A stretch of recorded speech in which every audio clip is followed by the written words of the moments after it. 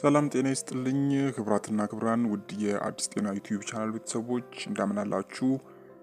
ዛሬ እንግዲህ በሌላ ቪዲዮ ተገናኝተናል። ዛሬ በዚህ ቪዲዮ ላይ እንግዲህ የምንመለከተው ስለ እርግዝና ነው።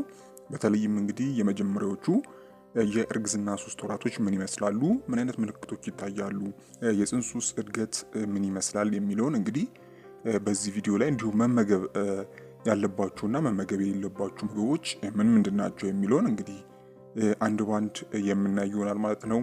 ከዛ በፊት እንግዲህ ሁላችሁም ይህንን ቪዲዮ ላይክ በማድረግ ጀምሩ። እንዲሁም ለዚህ አስተማሪ የጤና ቻናል አዲስ ከሆናችሁ ሰብስክራይብ በማድረግ ቤተሰቡ ነው።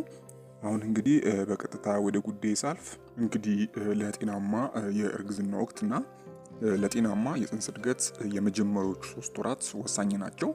እንግዲህ የእርግዝና የመጀመሪያ 3 ወሮች ከ1 እስከ 12ኛ ያሉትን ሳምንቶች ይዛል። እንግዲህ በዚህ ጊዜ ሰውነት ጤናማ ለውጦችን ያደርጋል። እናም የጽንሱ ዋና ዋና አካላት ማደግ ይጀምራሉ።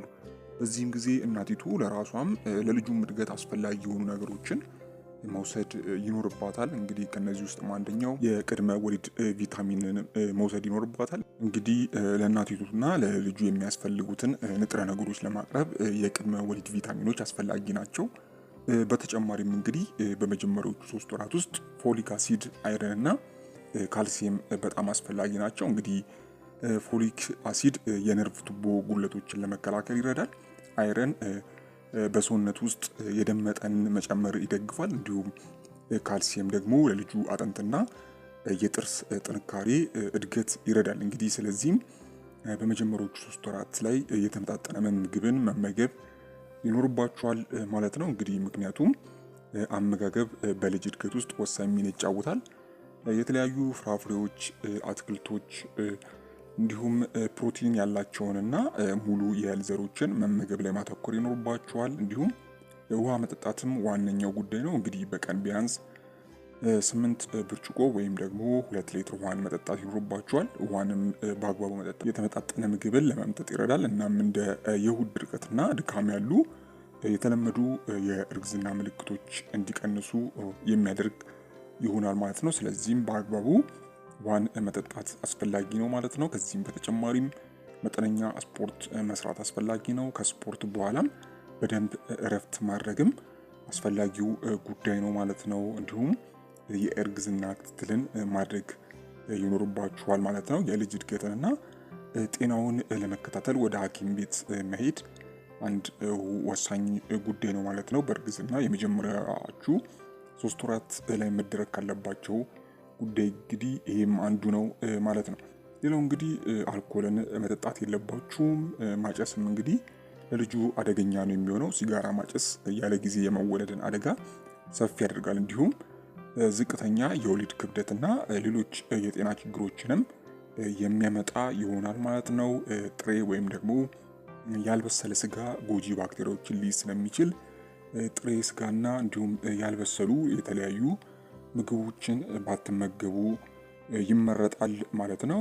ሌላው የአካል ብቃት እንቅስቃሴ ጠቃሚ ቢሆንም ከመጠን በላይ መጨናነቅ ጎጂ ሊሆን ይችላል። እንግዲህ ከባድ እንቅስቃሴዎችን አስወግዱ ማለት ነው። እናም እንግዲህ የማዞር ስሜት ከተሰማችሁ ወይም ደግሞ ከመጠን በላይ ድካም ከተሰማችሁ ወዲያው እረፍት ማድረግ ይኖርባችኋል ማለት ነው። ሌላው እንግዲህ ምልክቶችን ችላ አለማለት አስፈላጊ ጉዳይ ነው። እንግዲህ እንደ መጠነኛ ቁርጠት ወይም ደግሞ ማቅለሽለሽ ያሉ አንዳንድ የመጀመሪያ 3 ወራት ምልክቶች የተለመዱ ናቸው።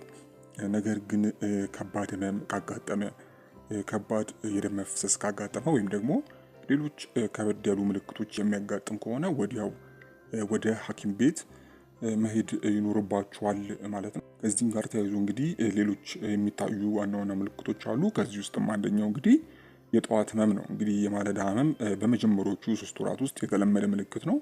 ይህም እንግዲህ ወይም ደግሞ ይህንን ህመም ለማስታገስ አንዴ በዛ ያለ ምግብ ከመብላት ይልቅ አንዴ ትንንሽ እያደረጋችሁ በተደጋጋሚ መመገብ ያስፈልጋል ማለት ነው። አንዴ ምሳ ላይ በብዛት ከመመገብ ምሳውን 2-3 ቦታ አድርጋችሁ መመገብ የማቅለሽለሽ ስሜትን ለማስወገድ ይረዳል። እንዲሁም እንግዲህ ውሃ በደንብ መጠጣት የጠዋት ህመምንም ለማስታገስ ስለሚረዳ እዚህ ጋር በተጨማሪ ውሃ መጠጣት ላይ ትኩረት ማድረግ ይኖርባችኋል ማለት ነው። ሌላው የድካም ስሜት ነው። ድካም ሌላው የተለመደ ጉዳይ ነው። እንግዲህ በሚያስፈልግበትም ጊዜ ማረፍ እና ሰውነትንም ማዳመጥ አስፈላጊ ነው ማለት ነው። እናም እንግዲህ ኃይልን የሚጨምሩ ምግቦችን መመገብ ይኖርባችኋል። እንደ ለውዝ፣ ፍራፍሬ እና ሙሉ እህሎች ወይም ደግሞ ሙሉ የእህል ዘሮች ድካምን ለመቀነስ ሊረዱ ስለሚችል ድካም በሚሰማችሁ ጊዜ እንግዲህ ከማረፍን በተጨማሪ እንደዚህ አይነት ምግቦችን እንደ ለውዝ፣ ፍራፍሬና የእህል ዘሮችን ብትመገቡ የድካም ስሜታችሁ እንዲቀንስ ይሆናል ወይም ደግሞ ኃይልን እንድታገኙ ይረዳል። እንዲሁም እንግዲህ የአካል ብቃት እንቅስቃሴ የኃይል ደረጃ ይጨምራል። ሌላው እንግዲህ የሆርሞን ለውጦች ወደ ስሜታዊ ውጣ ውረዶች ሊያመራ ይችላል። እናም እንግዲህ ትንሽ ሰላም ሊነሳችሁ ይችላል። እንግዲህ የጭንቀት ስሜት ሲሰማችሁ ሀሳባችሁን ለቅርብ ሰው የማካፈል ልምድ ሊኖራችሁ ይገባል። እንዲሁም እንግዲህ በደንብ አየር ማስገባትና ማስወጣት እንድታደርጉ ትንሽ ጭንቀታችሁ እንዲወርድ ይረዳችኋል። እንዲሁም ከአቅም በላይ ከሆነም ሐኪም ማማከር ይኖርባችኋል ማለት ነው። እንግዲህ በአጠቃላይ የመጀመሪያው 3 ወር የመጀመሪያ ብቻ አይደለም፣ ወደ 2ኛና 3ኛ ወር ውስጥ ስትገቡ የጤና እንክብካቤ ምክር መከተልን ቀጥሉ። እንዲሁም እንደ አስፈላጊነቱ ልማዶቻችሁንም ማስተካከል የሚኖርባችሁ ይሆናል ማለት ነው። ሌላው መሰረታዊ ጉዳይ እንግዲህ ወደፊት ማቀድ ይኖርባችኋል። ወደፊት ስለምትወልዱት ልጅ እንዲሁም ስለ ግል ህይወታችሁ እቅድ በማውጣት ጭንቀታችሁን መቀነስ ይኖርባችኋል። በአጠቃላይ እንግዲህ ስለ እርግዝናና ልጅ ስለመውለድ ቪዲዮዎችን በመከታተልና ትምህርት በመውሰድ የእርግዝና ጊዜያችሁን የተሻለ ማድረግ ይኖርባችኋል ማለት ነው።